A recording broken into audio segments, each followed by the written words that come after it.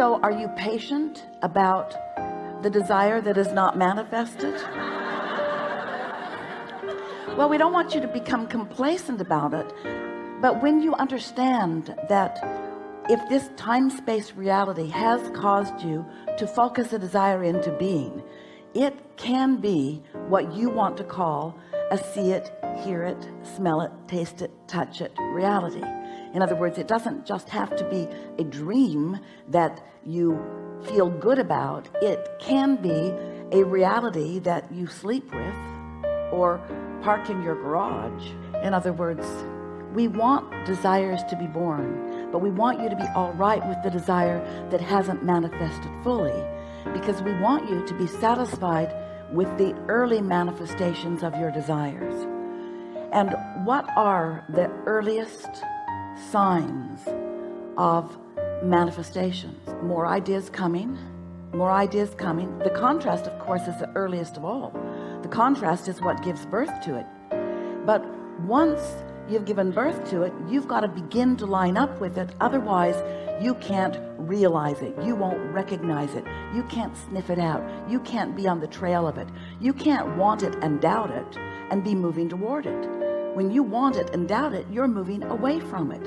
When you want it and feel nervous about it, you're not allowing yourself to be in the receptive mode of realizing it.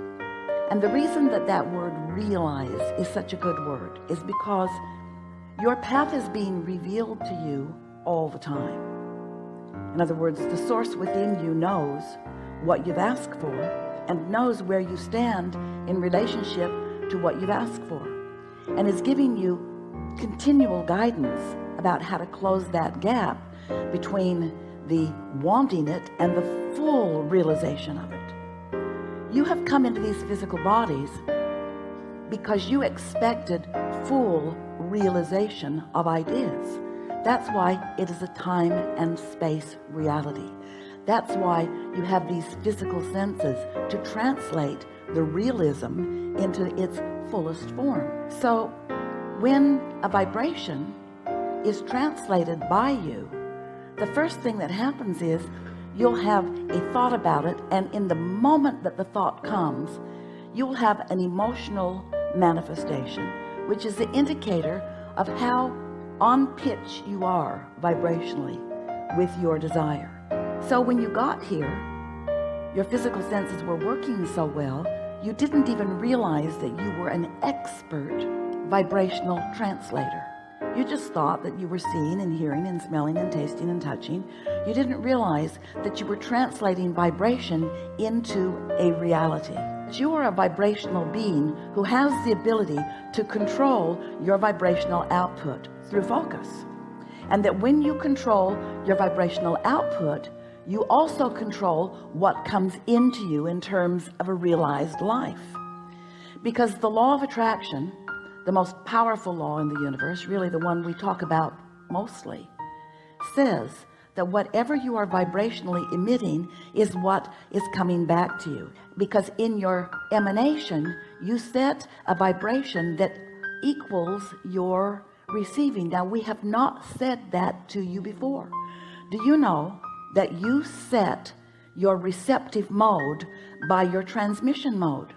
What you focus on is how you focus your dial. So you can't be saying one thing and getting another. You can't be thinking one thing and getting another. You can't be feeling one thing and getting another. The universe does not hear your words. The universe is responding to your vibrational output.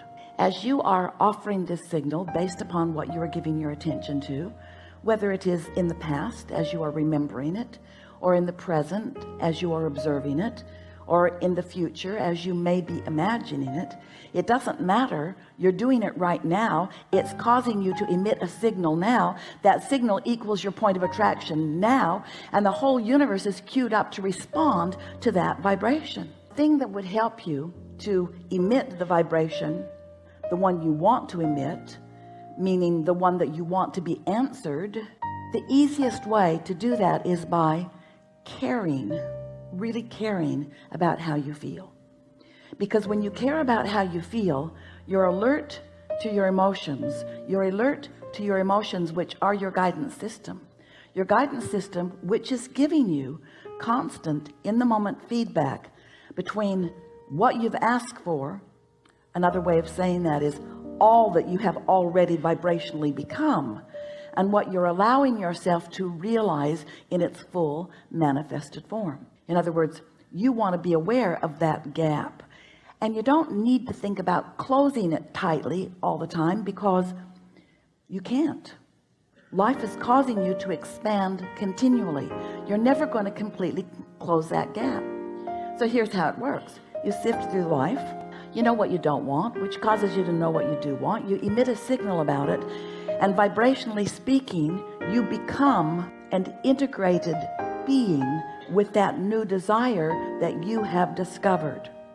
Vibrationally speaking, you become it. We're going to stand over here in the vibrational spot, in what we call the vortex, or the vibrational reality. You have become this newly improved version. Life caused you to become it. Oh, you haven't manifested it yet, most likely. It's a new idea to you. It's a new idea that isn't all that familiar. It's a new and improved idea.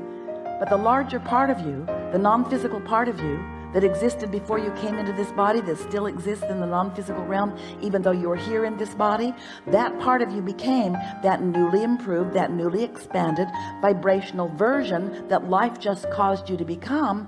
But you're probably still standing over here in the same beliefs. Beliefs just a thought you keep thinking. It's a habit of thought. Standing over here in the same beliefs that you held when you launched that rocket. You're not ready to believe in your ultimate prosperity. Life caused you to want more money, but you don't believe in the more money that life just caused you to ask for. If you believed in it, it would be flowing into your experience. Except that there is a vibrational version of you that you may or may not, usually not completely, be up to speed with. And that vibrational version of you is calling you toward it. It's calling because law of attraction is focused upon that new and improved version of you. And law of attraction is summoning all cooperative components to it. The question is, are you a cooperative component to your own desire?